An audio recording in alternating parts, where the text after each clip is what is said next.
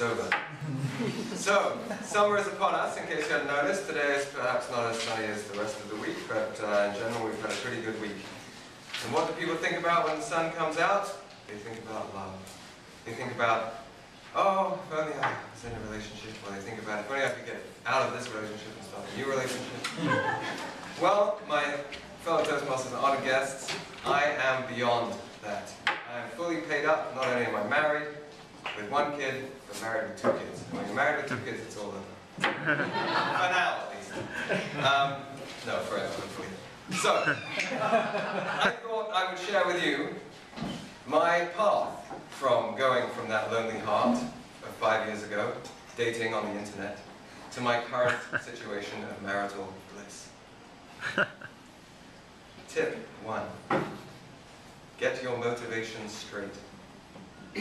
When I was a swinging single, I used to visit my friend out there in Montreal and with his married life, and I'd regale him with stories of my latest conquests. And he would sit there enviously, and I would go home thinking, I got it pretty good.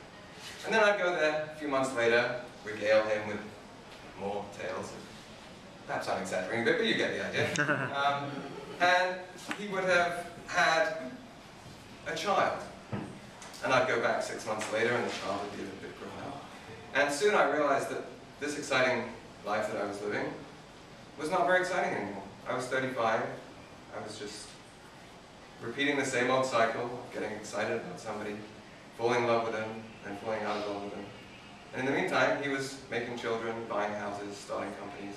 And I thought, I want that. I don't want this anymore. So, tip number 1, find a model. Develop a vision of the future. And a vision of the future is not, oh, I'm so miserable.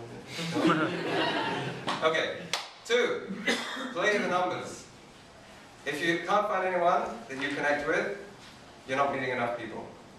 You need to go on dates, dates, dates, dates, dates. When I first came to Toronto, I went on so many dates, it wasn't, at least 1 a week. And sometimes I'd meet up with a person, and I knew within like a second of seeing them that this was just a disaster. But I was polite, we had coffee, we chatted, we found something that maybe we could take away from the situation. We said goodbye, nice to meet you, it's done. Move on. Next one, next. Play the numbers games. 3, beat the competition. It's a market, and you must be a product that is going to beat the competition. If you go on dates, you like the person, and repeatedly find that the person doesn't call you back, you're not a competitive product. I'm serious. No, I'm serious. How do you become a more competitive product? Well, you think, what is that person saying? What is my weakness? Do they think I'm boring? If they think I'm boring, what can I do with it? Well, of course, you join Toastmasters and you learn to become more interesting. If you have feelings of unworthiness and you're the one who's holding back because you question whether you can be faithful, all that kind of stuff, sign up for a philosophy course, take some ethics courses, figure out what you believe in, what you're about, and live your ethic and find somebody who can match it.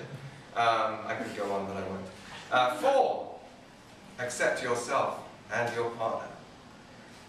After I was married with my first child, I met with a woman who is a professional dating agent here in Toronto, just socially. And she told me that in her experience of being a dating counselor agent here and meeting lots of people trying to hook them up, she had discovered 2 things. 1, and I quote, all men are bastards. 2, all women are bitches. And it's just a question of finding the bitch or bastard that you can have. So, embrace your inner bastard or bitch, embrace your partner's inner bastard or bitch, and get on with it. And don't complain about it. I have learned this lesson at home. 5, adapt. Accept that your life will never be the same again, and hope that it'll be better. It may not be. And those are my 5 tips. Enjoy the summer. Enjoy tonight's Toastmaster session. We have 3 excellent speakers. And I would now like to invite up the general evaluator for tonight, who is